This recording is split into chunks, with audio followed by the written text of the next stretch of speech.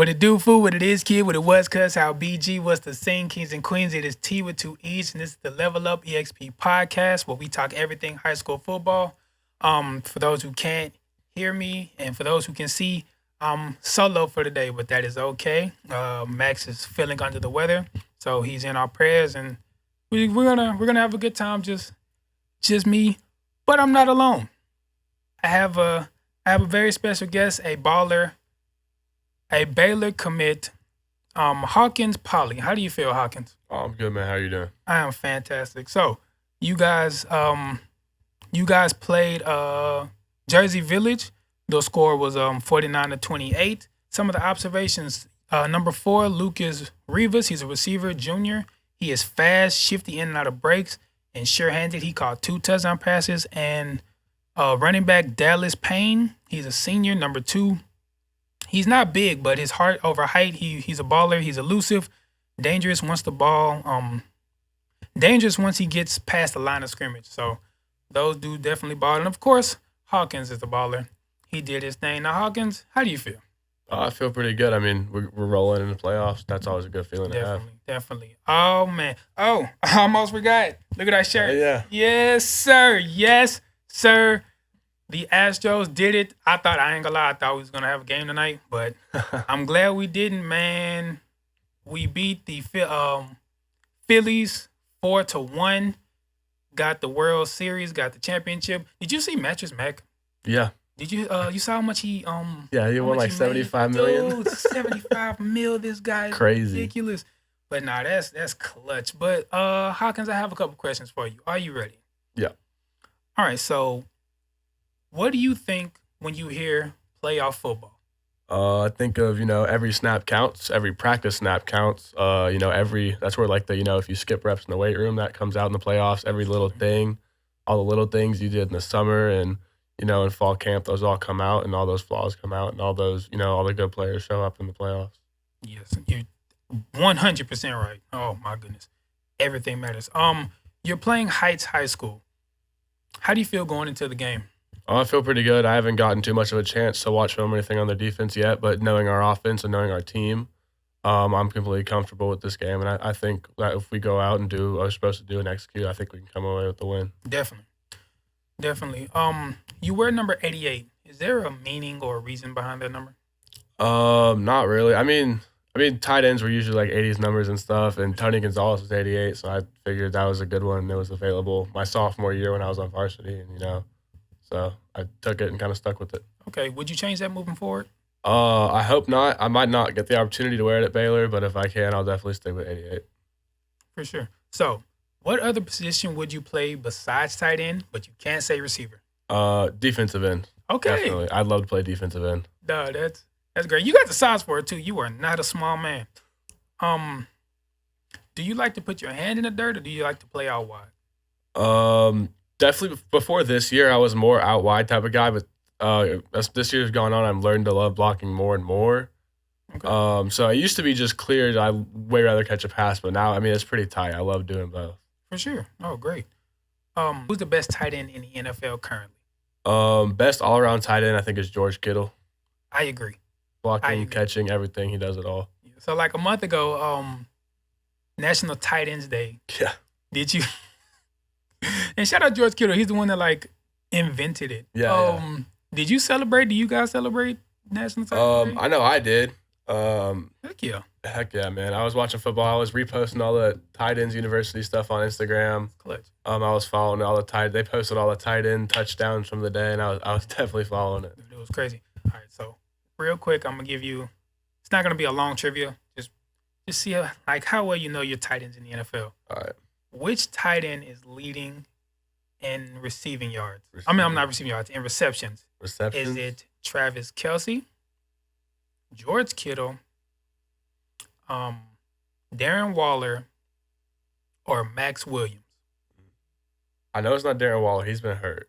I know it's not him. Okay, trick question. Good for you. Probably I'm gonna have to go with. I feel like it's either Kelce or Kittle. You gotta pick one.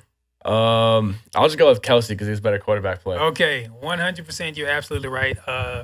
As of recording this, so before the game started, Kelsey has 49 receptions, so Okay. he is leading. Good for you. Look at you knowing. And I tried to trick you up with Darren Waller. Yeah, he's been out. So there's that. All right, now let me give you a hypothetical. All right. There are two dudes playing chess. Who would win? The mind reader or the one who can see into the future? The mind reader, the one who can see into the future. I would probably go mind reader. Mind reader, why? Because if the other dude's seeing into the future, that means the mind reader also knows the future because he's reading the mind. He's reading the future dude's mind. Thank you. I agree. I saw that debate, and like a lot of people were like, Yeah. "Where did the mind reader?" It was. I agree, Yeah. 1,000%. 1,000%. What's your best memory of high school? Best memory of high school? Something funny, something like maybe embarrassing. I remember my third day. I don't know if this is the best, but it's a good one. My third day of high school, freshman year, we were eating lunch upstairs right above the weight room. And we have a courtyard in the middle of our school, and there's windows all around on the second, third floor, and you can see down into the courtyard. And we were walking to go to the bathroom, and two girls were fighting in the courtyard over a chicken nugget. Like one of singular chicken nugget. yeah, a singular nugget. Like one of them took a nugget off their plate apparently, Oh and they my started God. scrapping over it. Dude, And that was like my welcome to high school moment because it was my third day. Wow, that is wild. The third day, The third day of high school. bro. So like, what was going through your mind? Like, wow, this is high school. Like, this is what it's really must like. be some good nuggets, Yeah. I guess. I don't know who's fighting over a No, it has to nugget. be- Oh, bro, that's oh man. Yeah, it was something else for That sure. is wild, bro. Over a nugget. Okay, so according to your Twitter, you've been committed to Baylor a month and a year today. Yeah. It's the 6th. We record on Sundays. Why Baylor? I mean, the biggest thing for me was the coaching staff. Dave Aranda and his staff, made me feel the most comfortable when I was at Baylor. I didn't feel like I had to do anything different to kind of fit in. I felt like when I was just myself, I fit in. And I connected real well with Coach Grimes, the tight ends coach over there, and Coach Bolfing, the assistant tight ends coach. And we've kind of had a good relationship from day one. And, I just feel most comfortable there. That's great. No, man. I saw like you look good in a Baylor uniform. That's what I'm trying to say. I saw it. It looks nice.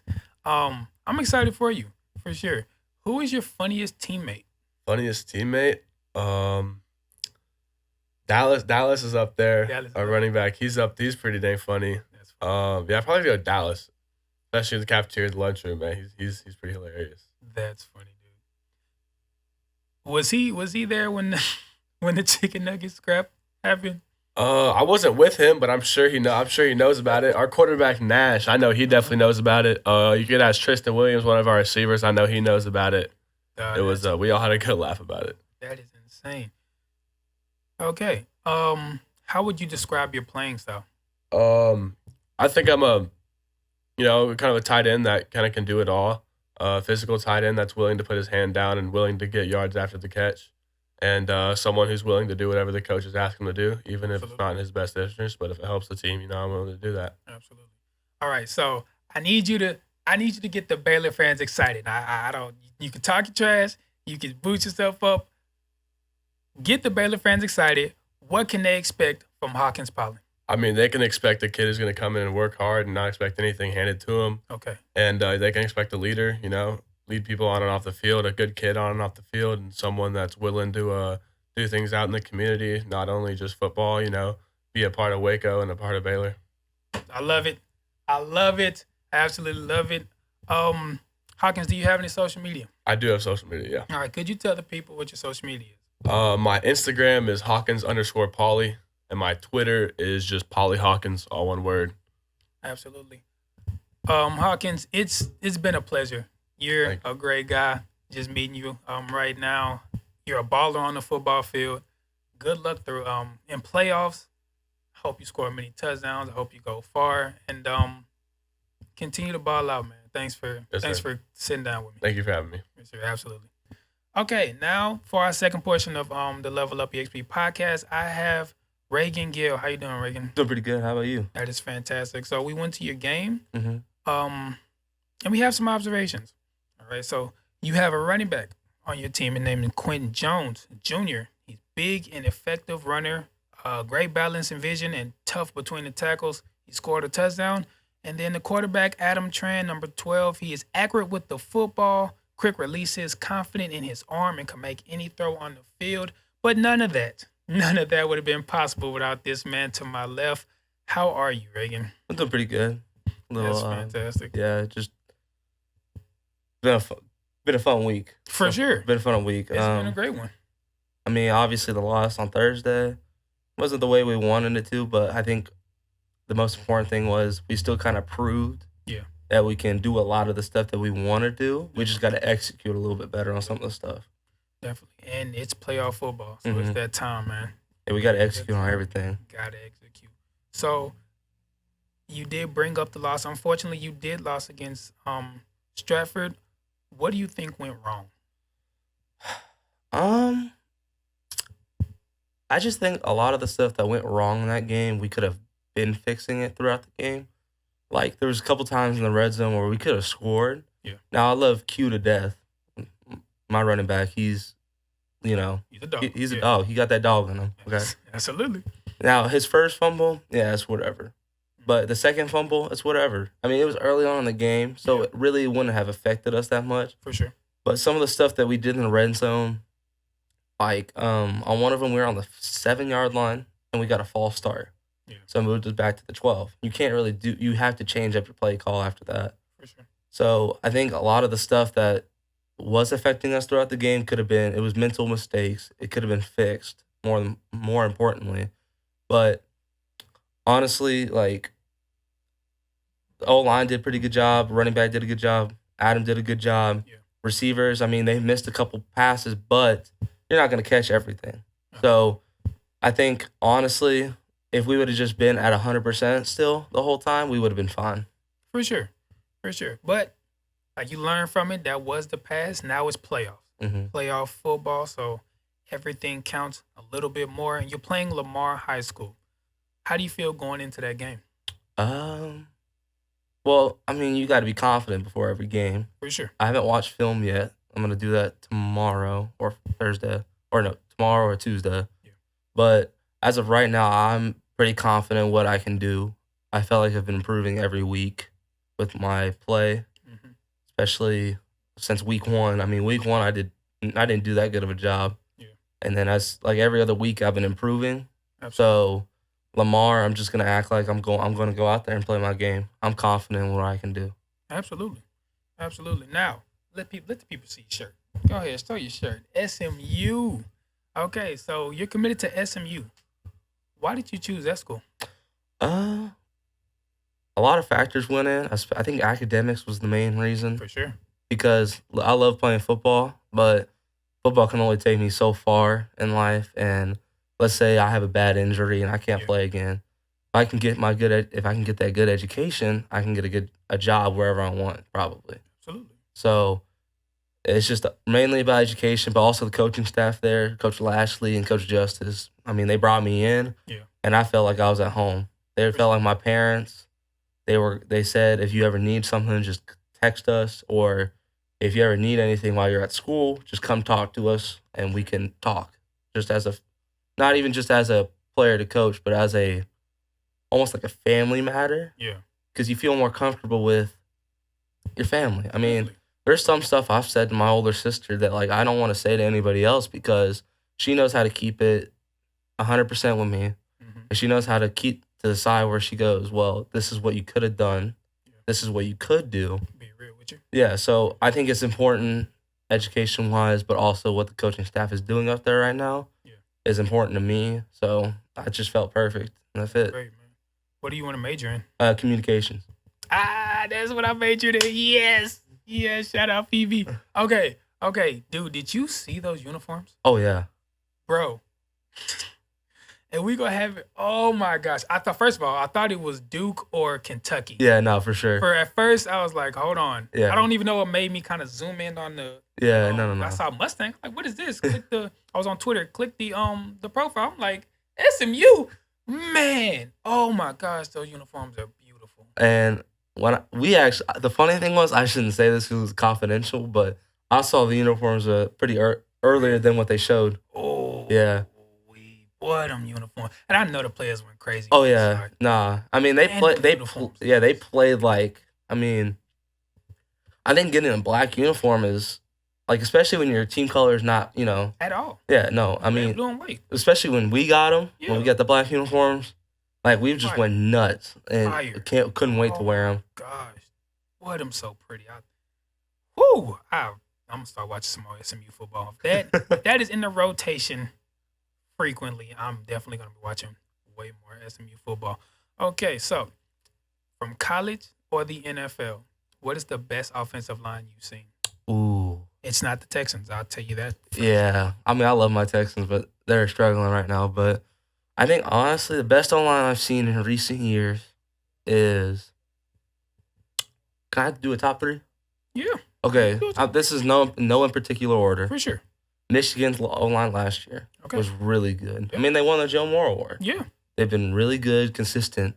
Now, this year, I've seen SMU O-line. Then again, LeBias. a little biased. But it's But the O-line coach, Coach Justice, has improved that O-line tremendously. Absolutely. Like, last night, when I was watching the game, they were giving Tanner Mordecai a lot of time. Yeah. They were giving him what he needed. And, I mean, you saw it. He threw for 9 touchdowns. I mean, Absolutely. by the way, that game was insane. Oh, what? Oh. What? That stuff was wild. And then, That was a good game. yeah. And then I'd say another good O-line was the 49ers O-line these past couple of years with Trent Williams. Because, like, What I like about like the 49ers, the Rams, for the most part, they're struggling this year. 49ers, Rams, and the Packers, yeah. they Well, yeah. seem to like they'll get these guys, these late rounders or no names who just really came in because of injury and And they the- still solidify the offensive line. Well, because, yeah, I mean, That's it's great coaching. it is weird to see it because, especially with the Packers, I think they're missing their left tackle right now, David Bakhtiari. He's coming back. He's coming back, yeah, He's he's- like working his way back. But, like, whenever he's on the O-line, dude, Aaron Rodgers has all that pocket. There's literally videos of him having 10 seconds of pocket time, and it's, like, insane. David Bakhtiari, he's if not the best, definitely top 3. Yeah. Definitely. Speaking of him, is there any players that you model your game after or you watch film on? Ooh, I do a lot on Penei Sewell Okay, because that's good. in college when he was playing left tackle, he was a very aggressive. Like, he cleared people out the way. And, like, he just set a new standard almost. Like, Especially like coming in. oh, yeah. And as a rookie, he did amazing. I mean, if you saw the Aaron Donald Penei Sewell matchup, Oh yeah. he didn't stand back. He didn't put his tail back and just went back. He went at him. Yeah, bro. And then I think another one is Trent Williams. Just because, I mean, he has solidified himself as one of the best to ever do it. I don't know if you play video games. He's the first lineman to have a 90. At 99 overall, yeah. So that's a big praise, man. And he is a baller. So, what makes Reagan Gill such a good lineman? In your honest opinion. I would say I'm very coachable. Coachable. Yeah. When I was younger, I didn't play O-line. I played fullback and tight end. So Okay. tight end, you still block a little bit, but Mhm. whenever I was playing tight end, they would line us up and was empty, Okay. and we just all run routes. Yeah. Okay. And I think honestly, what helped me become a better O-lineman was my high school coach, Coach Waller. He gave me some of these tips on like how to do stuff, and I think my sophomore year really helped me because I was around 4 seniors, so even if I messed up, they were like, "It's fine, Gotcha. you'll be okay." Yeah. And I think they really helped me a lot because they've been around. You know, they all were together for a long period of time. Yeah. So they knew how to communicate to me, and it's helped me these past couple of years communicate with my other O-linemen. For sure. So I would say probably the role models and me being coachable is what made me get to this point where I can say, look, I'm going Division I for football, and I'm very grateful for all of it because, I mean, if I was, hard-nosed, didn't want to pay attention or anything, I wouldn't be here right now. For sure. I wouldn't be going to college. And, I'm very grateful for that. So I would definitely say me being coachable and my coaches around me, supporting me, and the past couple of people I've been with on this O-line. I like that. I like that answer. Me personally, I've known so many players that were God gifted. Mm-hmm. I'm talking if they were Yeah. focused up here, Mm-hmm. probably be in the league. Mm-hmm. They were that good. And their talent just wasted away because they want to do their own thing and like be in the streets or whatever situation. So for you to say that was really good. It's really great. So you watch a lot of football. Mm-hmm. Build your perfect offensive line from NFL players. Now, Okay. if you have 2 left tackles, that's fine. So from left to right, Okay. what is your perfect offensive line? So starting left tackle. Trent Williams. Yes, sir. Okay. Absolutely. Left Just- guard? Probably go Big Q. Quentin Nelson. Yes. I would go Quentin Nelson. I would like him more if he wasn't on the Colts. I would love him if he wasn't on the Colts. Yeah, no. But I mean, he's Beast. especially out of college. Just a beast, man. And like, it's one of those players, linemen, like, unless you're a tackle, if you get drafted in the first round, it's like, I mean, you could have waited. But Yeah. like, Quentin Williams coming out was dominant. Oh yeah. And like literally stepped into that offense line and elevated it and has continued to be dominant. Yeah. So, boy, if you could just leave the Colts, he'd be probably my favorite lineman. Yeah. All right. What's your center? He's a little bit up in age, but Jason Kelsey. Ain't nothing wrong with that. Ain't nothing wrong with that. I like Jason Kelsey. Right. I like Jason Kelsey. Right guard. And then you can have a left guard. Yeah, Move him over. You're right. I might go with another tackle here. No problem. Halid, the one from the Eagles as well. I can't know pronounce. who I you're can't talking pronounce his name. I don't want to butcher it. It is fine. Halidi. I know who you're talking Yeah, about, but I can't. I won't attempt. Yeah. I'm gonna look foolish. But yeah, so left, you put him at right guard. Yeah. That's good. I like him. And then your right tackle. Lane Johnson Yes. or Penesu. Yes, sir. I like. Oh, I'm gonna do that. Right guard with Penesu, and then Okay. put Lane Johnson at right Yes, tackle. sir. That is a dominant line. Oh my gosh. You talk about 10 seconds. That the quarterback's never getting touched. All right. So, who is your funniest teammate? Ooh.